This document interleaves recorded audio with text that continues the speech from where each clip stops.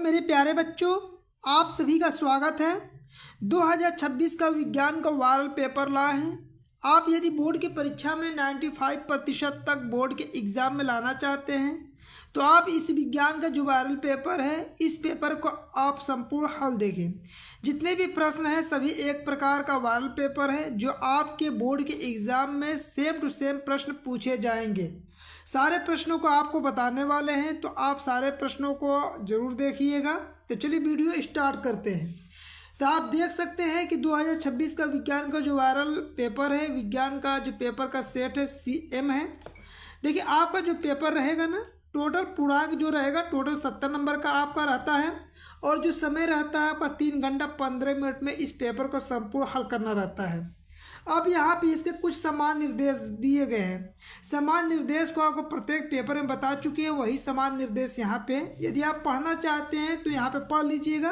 आपका समय बर्बाद ना हो, इसलिए आपको सीधे प्रश्न पे लेकर चलते हैं, इसलिए कि आपको जो सीखना है पहले प्रश्न सीखना है। ठीक है, तो चलिए प्रश्न पे लेकर चलते हैं आप सभी को। तो यहाँ पे देखिए आप सभी का प्रश्न है, यहाँ से प्रारंभ होता है खंड अ, जिसमें आपको सबसे पहले बहुविकल्पी प्रश्न बताएंगे। बहुविकल्पी प्रश्नों को हल करने के बाद दीर्घ उत्तरी प्रश्नों को भी साथ में आपको बताने वाले हैं। तो एकदम वीडियो को लास्ट तक आप देखिएगा। आपके सामने पहला नंबर का ये प्रश्न है। देखिए आपके सामने सवाल क्या है। जिस भी प्रश्न का आंसर आपको पहले से आ रहा हो तो आप कमेंट बॉक्स में उसका आंसर साथ में लिख सकते हैं। आपका प्रश्न है कि किसी लेंस की क्षमता की इकाई होती है। अब देखिए लेंस की क्षमता की इकाई क्या होता है, इसके 4 ऑप्शन है। मीटर, मीटर गुणे सेकेंड, या प्रति मीटर, या मीटर प्रति सेकेंड। तो यहाँ पे देखिए आपको फार्मूला के साथ में बता देते हैं। लेंस की क्षमता का फार्मूला होता है 1/kF। ठीक है, अब 1/kF है तो इसका मात्रक होता है डायोप्टर। अब देखिए डायोप्टर होता है, इसके साथ में क्या होता है, देखिए एक इसका मात्रक प्रति मीटर भी होता है। क्या होता है, मीटर। तो ऑप्शन में आप देखें ना, तो ऑप्शन में आपको डायोप्टर तो दिया नहीं है, तो यहाँ पे ऑप्शन में क्या मिल रहा है आपको, प्रति मीटर। ऑप्शन में देखिए सी वाला ऑप्शन क्या हो जाएगा, प्रति मीटर। इसी तरह प्रत्येक प्रश्न को एकदम आपको डिटेल में हल करके बताएंगे, जिससे आपको सवाल समझने में बहुत आसानी होगा। ठीक है, चलिए अगले प्रश्न पे चलते हैं। अगला नंबर का सवाल है कि एक दर्पण द्वारा बना प्रतिबिंब आभासी, सीधा और वस्तु से बड़ा हो तो दर्पण होगा। तो देखिए आप इसे याद रखिएगा कि आभासी प्रतिबिंब सीधा और वस्तु से जब बड़ा प्रतिबिंब बनता है ना, तो केवल आपका अवतल दर्पण में ही बनता है। तो इस प्रश्न का सही जवाब बी वाला ऑप्शन क्या हो जाएगा, सही हो जाएगा। चलिए अगले प्रश्न पर चलते हैं। आपका अगला तीसरा नंबर का जो प्रश्न है आपका, कर कांच का अपवर्तनांक 1.5 है। वायु में प्रकाश की चाल 3 × 10⁸ मीटर प्रति सेकेंड है। तो कांच में प्रकाश की चाल क्या होगा, ये पूछ रहा है। तो देखिए इस सवाल को आप कैसे लगाएंगे। देखिए यहाँ पे अपवर्तनांक बराबर होता है वायु में प्रकाश की चाल और माध्यम में प्रकाश की चाल के अनुपात होता है। तो यहाँ देखिए सी से वायु में प्रकाश की चाल को प्रदर्शित करते हैं, और भी जो है माध्यम में प्रकाश की चाल है। देखिए ये अपवर्तनांक को दिखा रहा है, तो सवाल में अपवर्तनांक कितना दिया, 1.5। तो यहाँ लिखेंगे 1.5। यहाँ वायु में प्रकाश की चाल कितना दिया है, 3 × 10⁸। तो ये सी दिखाता है वायु में प्रकाश की चाल, तो यहाँ लिखेंगे 3 × 10⁸ बटा में भी ज्ञात करना है। तो भी को यहाँ पर कर लीजिए। तो देखिए 1.5 × भी हो जाएगा बराबर कितना होगा, 3 × 10⁸ हो जाएगा। तो भी बराबर कितना होगा, 3 × 10⁸। ये 1.5 इसके हर में आ जाएगा। ठीक है, अब देखिए दशमलव हटाएंगे तो ऊपर एक 0 बढ़ जाएगा आपका। तो यहाँ पे देखिए कितना होगा आपका, तो यहाँ पे हो जाएगा 30 और गुणे 10⁸ और बटा में 15, दशमलव हट जाएगा। देखिए 15 से कटेगा 2 बार में, कुल मिला के 2 × 10⁸ आ जाएगा। यानी 2 × 10⁸ क्या होगा, प्रकाश की चाल हो जाएगा। ठीक है, तो इस प्रश्न का सही जवाब क्या होगा, बी वाला ऑप्शन करेक्ट हो जाएगा। ठीक है, अगला सवाल पे चलिए। अगला सवाल है कि आकाश का रंग नीला होने के कारण होता है। यानी आकाश का रंग जो होता है किसके कारण नीला होता है। तो आप पढ़े होंगे यह परिघटना कि आकाश का रंग जो होता है प्रकिरण के कारण आपका आकाश नीला दिखाई देता है। तो इस प्रश्न का सही जवाब डी वाला ऑप्शन क्या हो जाएगा, करेक्ट हो जाएगा।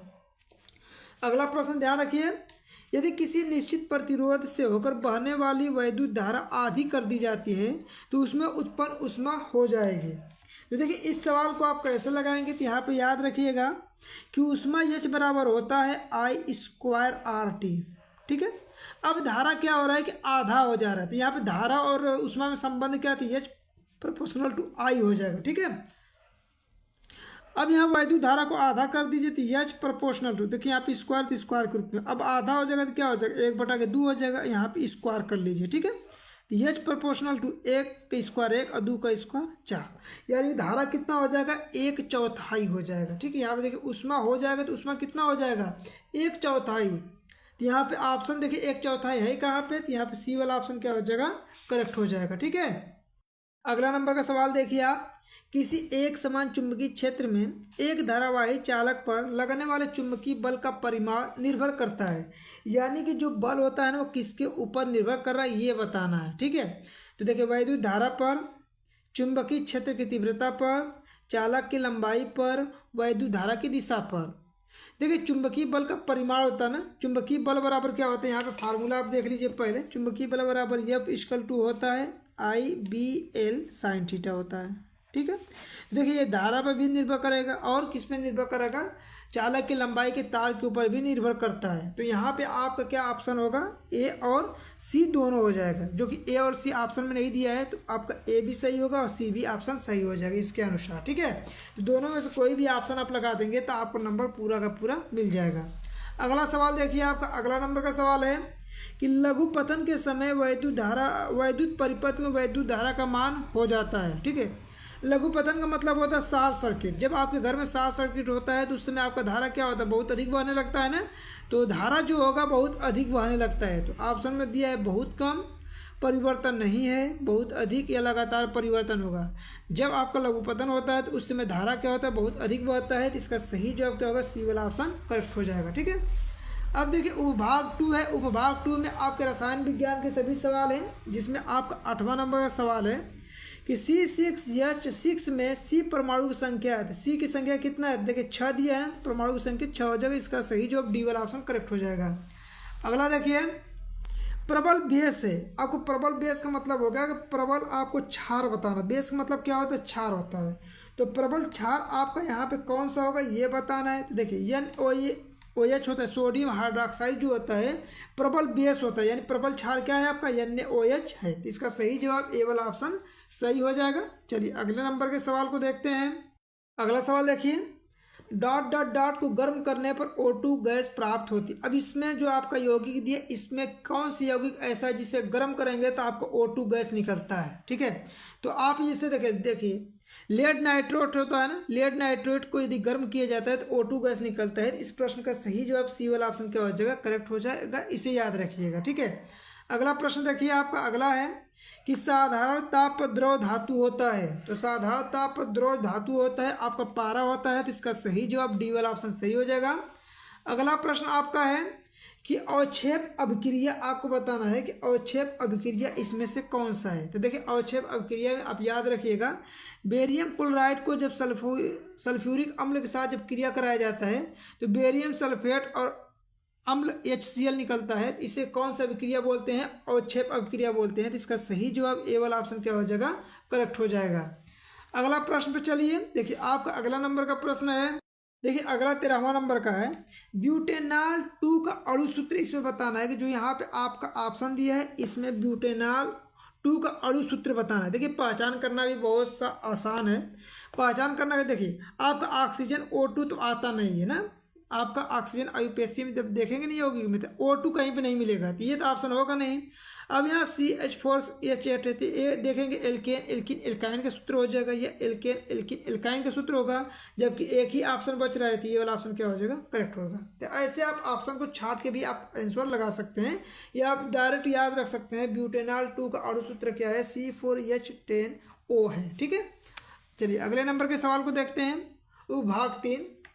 देखिए आपका 14 नंबर का सवाल है कि प्रकाश संश्लेषण के लिए क्या आवश्यक है। ठीक है, देखिए प्रकाश संश्लेषण के लिए आपको कार्बन डाइऑक्साइड चाहिए, जल चाहिए, क्लोरोप्लास्ट एवं सूर्य का प्रकाश चाहिए। ठीक है, अब ऑप्शन को जब ध्यान से पढ़ेंगे, देखिए ऑक्सीजन, कार्बन डाइऑक्साइड, क्लोरोप्लास्ट एवं अंधकार, अंधकार तो नहीं चाहिए, ऑप्शन इसी तरह गलत होगा। कार्बन डाइऑक्साइड, जल, माइटोकॉन्ड्रिया, माइटोकॉन्ड्रिया की आवश्यकता नहीं पड़ता है। कार्बन डाइऑक्साइड चाहिए, जल चाहिए, क्लोरोप्लास्ट एवं सूर्य का प्रकाश। इसका सही जवाब क्या होगा? सी वाला ऑप्शन करेक्ट हो जाएगा। ठीक है, चलिए अगले नंबर के सवाल को देखते हैं। थायरॉक्सिन हार्मोन बनाने में किसकी आवश्यकता होती है? ठीक है, अब यहाँ पे थायरॉक्सिन हार्मोन आपको बनाना है तो उस समय आपको किसकी आवश्यकता पड़ेगी ये आपको बताना है। तो उस समय थायरॉक्सिन हार्मोन्स के समय आयोडीन की आवश्यकता पड़ता है, तो इसका सही जवाब बी वाला ऑप्शन करेक्ट हो जाएगा।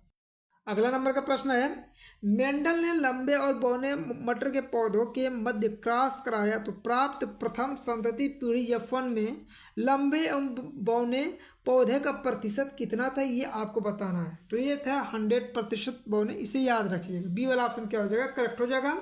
अगला नंबर आप देखिए प्रश्न, निम्न में से कौन सा एक परितंत्र का जैविक घटक आपको बताना है कि इसमें से जैविक घटक कौन सा होता है। जैविक घटक मतलब जीव तो होता है, जैसे पेड़ पौधा हो गया, मनुष्य हो गया, ये जैविक घटक के अंतर्गत है। जैविक को आप याद करने का ट्रिक समझ सकते हैं, जैविक मतलब जिसमें जीव हो। ठीक है, तो यहाँ पे ऑप्शन कौन सा सही होगा? ए वाला ऑप्शन करेक्ट हो जाएगा। ठीक है, जबकि ताप हुआ, वायु हुआ, खनिज हुआ एक अजैविक घटक है।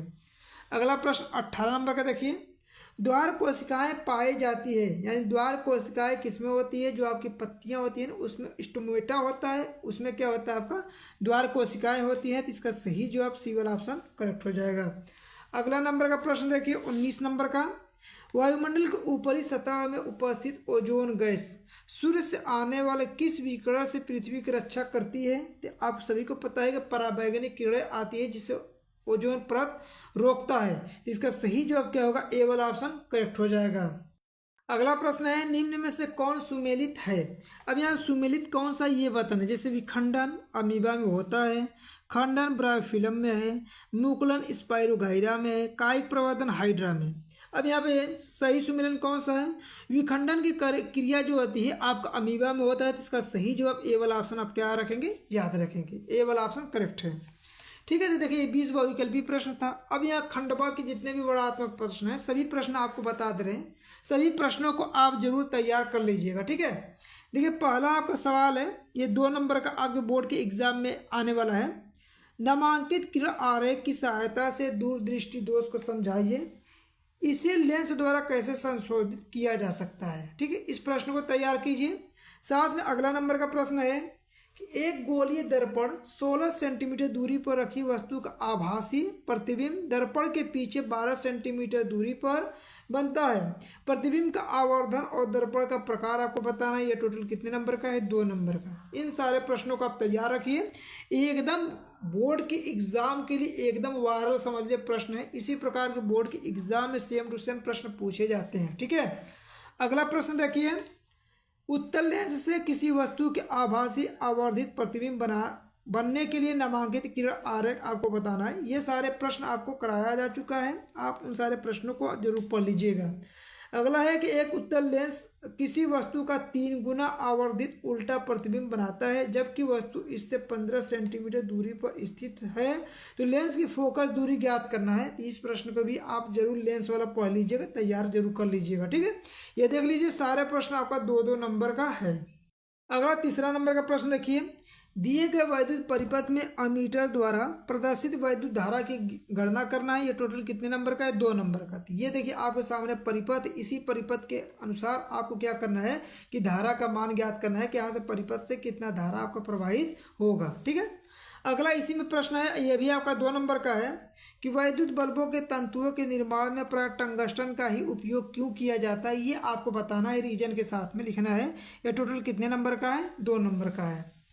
अगला प्रश्न देखिए आपका, 2 कारकों को बताइए जिन पर धारावाही परिनालिका से उत्पन्न चुंबकीय क्षेत्र निर्भर करता है। ये 2 नंबर का है। विद्युत चुंबक अस्थायी चुंबक से किस प्रकार भिन्न होता है? ये भी आपका 2 नंबर का है। फ्लेमिंग के बाएं हाथ का नियम आपको बताना है, ये भी 2 नंबर का है। ठीक है, अब देखिए अथवा में दिया है। ठीक है, देखिए अथवा में देने का मतलब होता है कि ऊपर के 3 प्रश्न कीजिए, चाहे आगे के जो 3 प्रश्न आपका दिया है ये करना रहता है। अथवा का मतलब यही होता है। जैसे देखिए आपका पहला यहाँ पे है, घरेलू वैद्युत परिपथ में फ्यूज के उपयोग के महत्व को बताइए। या प्राय निम्न वैद्युत आपूर्ति तारों के विद्युत रोधी आवरण के रंग क्या होते हैं? जैसे वैद्युतमय तार जो होता है उसका क्या होता है? उदासीन तार, भूसंपर्कन तार। किसी वैद्युत साधित्र को भू संपर्क करने का मुख्य उद्देश्य क्या है ये बताना है। तो चाहे आप ऊपर के 3 प्रश्न कीजिएगा, चाहे नीचे के सारे प्रश्नों कर दीजिएगा, अथवा का मतलब यही होता है। ठीक है, तो आप जो प्रश्न आपको आ रहा है उसी प्रश्न का उत्तर ही आपको देना रहता है।